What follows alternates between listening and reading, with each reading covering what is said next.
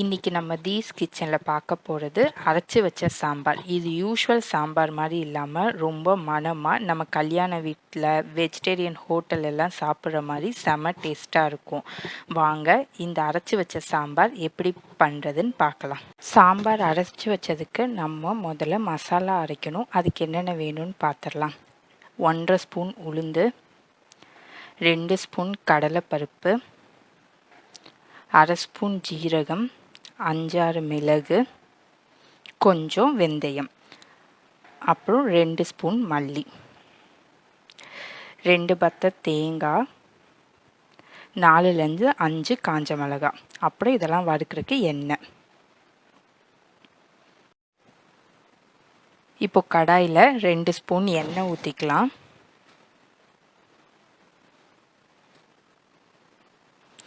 எண்ணெய் சூடானதும் இதில் ஃபஸ்ட்டு கடலைப்பருப்பை சேர்த்து வறுத்துக்கலாம்.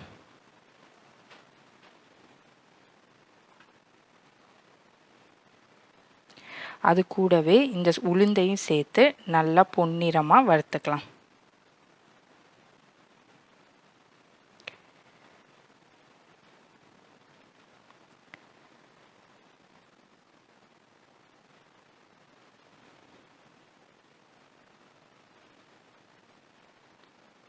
பருப்பு வறுபட்டுருச்சு. இப்போ மற்ற இன்க்ரீடியன்ட்ஸ் மல்லி, மிளகு, ஜீரகம், வெந்தயம் எல்லாத்தையும் சேர்த்து நல்லா கோல்டன் ப்ரௌன் வர வரைக்கும் வறுத்துக்கலாம்.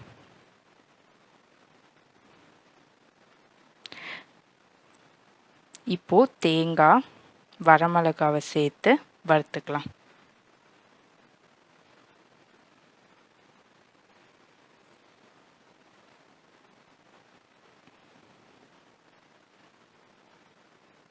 மசாலா நல்லா கோல்டன் ப்ரௌன் கலர் வந்துடுச்சு. இப்போது இதை நல்லா ஆறுனதும் மிக்சியில் அரைச்சி ஃபைன் பேஸ்ட்டாக எடுத்துக்கலாம். மசாலா அரைச்சி ரெடியாக இருக்குது. அடுத்து இந்த சாம்பாருக்கு தேவையான இன்க்ரீடியன்ட்ஸ் பார்த்துடலாம். இப்போது இந்த சாம்பாருக்கு தேவையான இன்க்ரீடியன்ட்ஸ் பார்த்துடலாம்.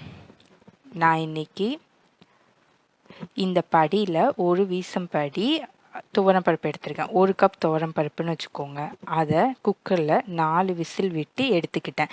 இந்த சாம்பாருக்கு பருப்பு தனியாக தெரியக்கூடாது. நல்லா ஸ்மாஷ் ஆகிற அளவுக்கு பருப்பை வேக வச்சு எடுத்துக்கணும். பாதி தக்காளியை கட் பண்ணி வச்சுருக்கேன். சின்ன வெங்காயம் அதையும் கட் பண்ணி வச்சுருக்கேன். எண்ணெய், கல்லுப்பு, நான் 1 ஸ்பூன் கல்லுப்பு எடுத்திருக்கேன். 1/2 ஸ்பூன் மஞ்சத்தூள், கடுகு, 1/2 லெமன் சைஸ் புளியை தண்ணியில் ஊற வச்சு கரைச்சி வச்சுருக்கேன். ஜீரகம், 1 கொத்து கருவேப்பிலை, பெருங்காயத்தூள், இந்த சாம்பாருக்கு தேவையான தண்ணி. நான் இன்றைக்கி கேரட், முருங்கைக்காய் போட்டு சாம்பார் வைக்க போகிறேன். அதனால் அந்த காய் எடுத்திருக்கேன்.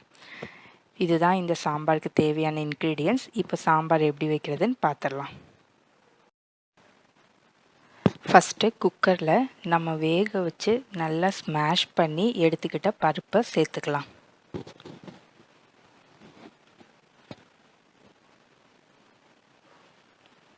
இது கூடவே நம்ம அரைச்சி வச்சுருக்க மசாலாவையும் சேர்த்து மிக்ஸ் பண்ணிக்கலாம்.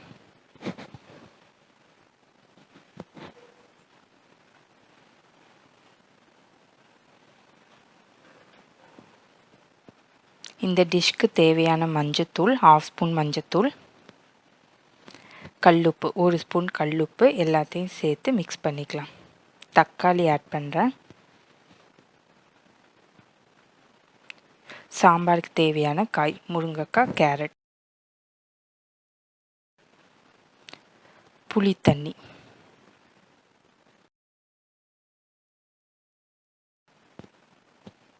இப்போது சாம்பார் திக்னஸ்க்கு ஏற்ற மாதிரி தண்ணி ஊற்றி நம்ம அட்ஜஸ்ட் பண்ணிக்கலாம்.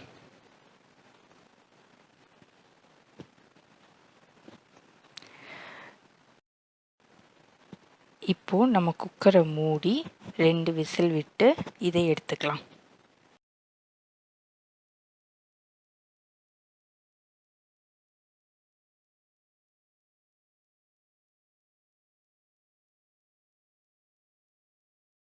இப்போ ப்ரெஷர் இறங்கிருச்சு. நம்ம குக்கரை ஓப்பன் பண்ணி பார்க்கலாம்.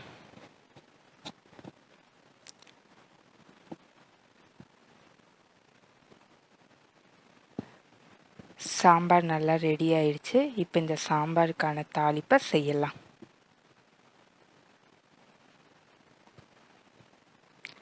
ஒரு கடாயில் 2 ஸ்பூன் எண்ணெய் சேர்த்துக்கலாம். உங்களுக்கு என்ன எண்ணெய் வேணுமோ ஆட் பண்ணிக்கோங்க. நான் கடலெண்ணெய் யூஸ் பண்ணியிருக்கேன். 1/2 ஸ்பூன் கடுகு. கடுகு நல்லா வெடிக்கட்டும்.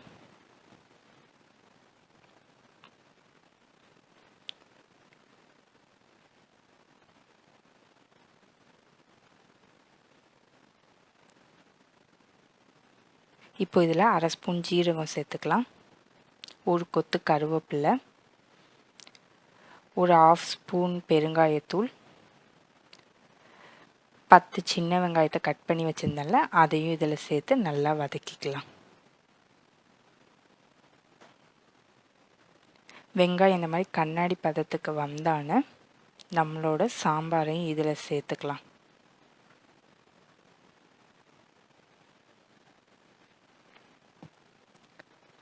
இப்போ இந்த சாம்பார் ஒரு கொதி வந்துருச்சுன்னா அவ்வளோதான், நம்மளோட அரைச்சி வச்ச சாம்பார் ரெடி.